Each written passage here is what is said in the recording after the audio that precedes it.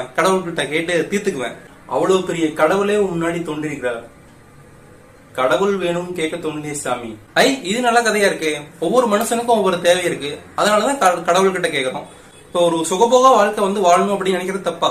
அவரவர் தேவைக்குத்தான் கடவுள் தேவையை தவிர கடவுள் யாருக்கும் தேவை கிடையாது சாமி. இப்ப இருக்கிற உலகத்துல யாருக்குமே எதுவுமே கிடைக்க மாட்டேங்குது. எல்லாருமே ஒரு ஏக்கத்தோடய வாழ்றாங்களே. ஏன்? இந்த உலகத்தில் நீ என்னவாக ஆசைப்பட்டாலும், எதை தேடி ஓடினாலும் எல்லாமே பூஜ்ஜியத்தில் தான் முடிகிறது.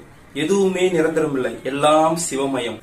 அது கடவுளுடைய தப்பு தானே? பூமியை படைத்தான் இறைவன், அதில் வேலியை போட்டவன் மனிதன், எல்லாம் தனக்கு என்று அறிந்தவன் மனிதன். நீ விடு மூச்சு காற்று யாருக்கு சொந்தம்? யார் தந்தது? உன் அப்பன் அல்லவா? நீயே இவ்வளவு ஆசைப்படும் போது உன் அப்பன் பல்லாயிரக்கணக்கான ஆசைகளை, அதனுடைய கணக்குகள் உன் ரத்தத்தில் சித்தமாகி எங்கும் அலைபாயும் காற்றில் கலந்திருப்பது நீ அறிய வல்லது.